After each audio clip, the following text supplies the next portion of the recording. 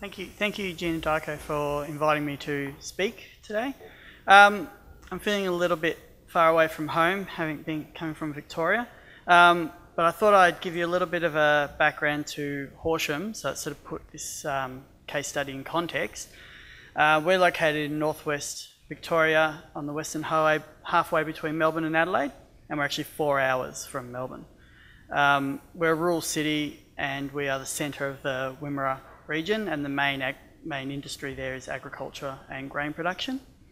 Our municipality is 4,000 square kilometres in size, and we have approximately 21,000 people. I'm employed as an environmental health officer at the council, and I've been there for 7 years, and I manage a small team of part-time EHO and a part-time immunisation coordinator. This case study is the first and only clan lab we've had in Horsham, and the first and only, from my knowledge, in the Department of Health Grampians region.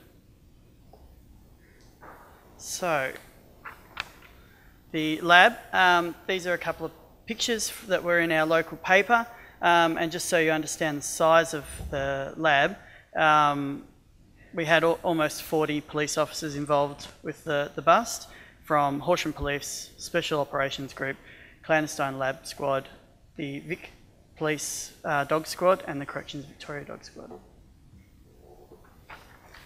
So the situation was, we had a clandestine lab busted in a residential area in town.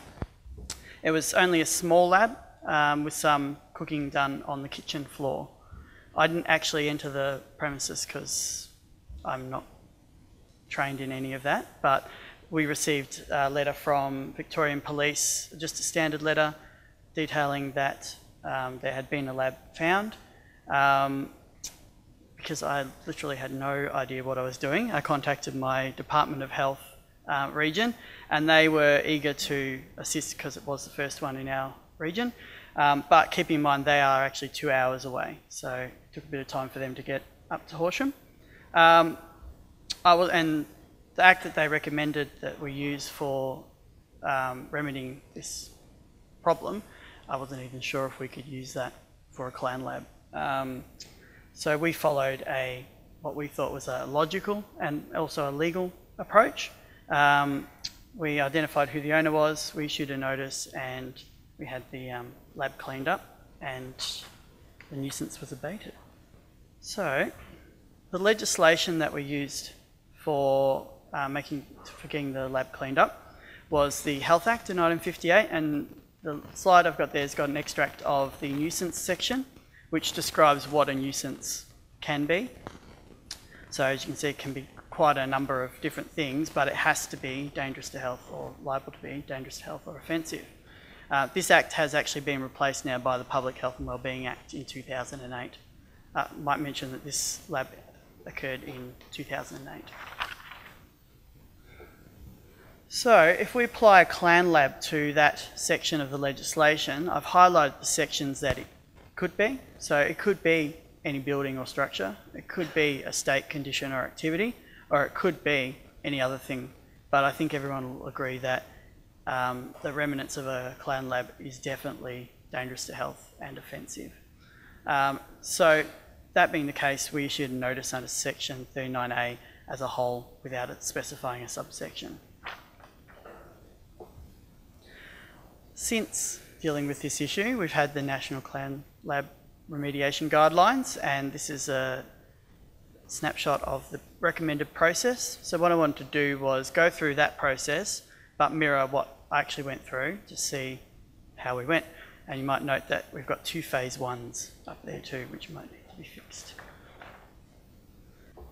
So phase 1, the trigger. As per the guidelines, the police seized the lab. They issued a standard letter, but we weren't given a site assessment report. We were just given verbal advice from the Clan Lab Squad. The standard letter that they issued went through the location of the lab, that there were hazardous chemicals there. They're notifying us in the interest of public health, that had been used for production of illicit drugs, and a contact for the Clan Lab Squad.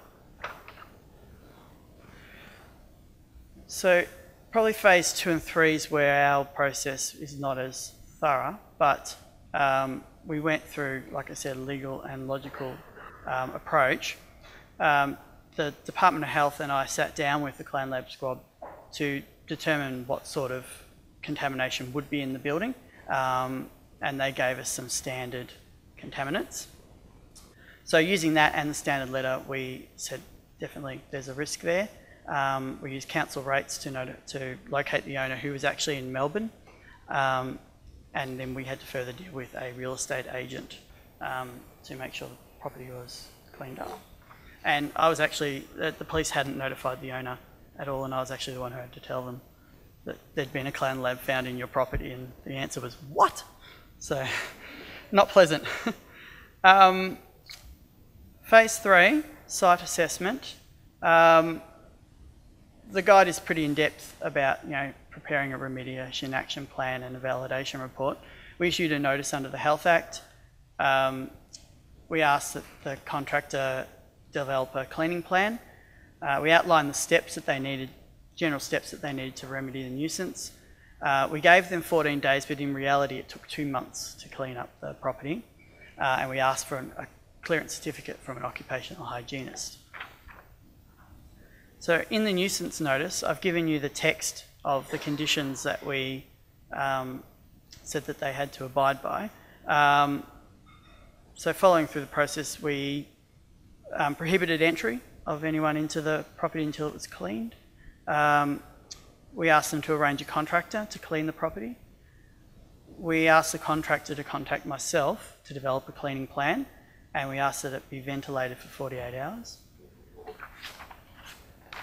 We also asked that any furnishings, and as was stated later, other things that could absorb up the contaminants, that they are disposed of, and that we get a clearance certificate from an occupational hygienist, and they check for those contaminants, which is the only information we had.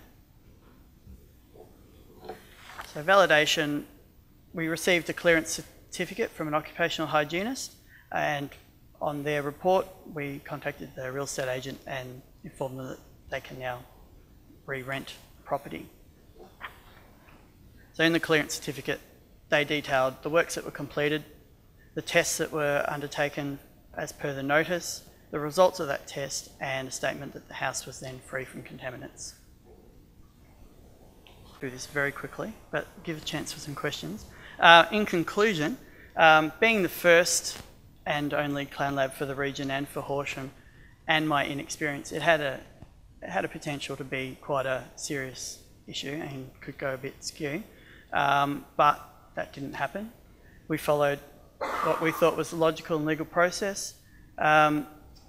Since then we've had the guidelines, and as I think I've shown, that pretty well mirrored what the guidelines suggest that we do.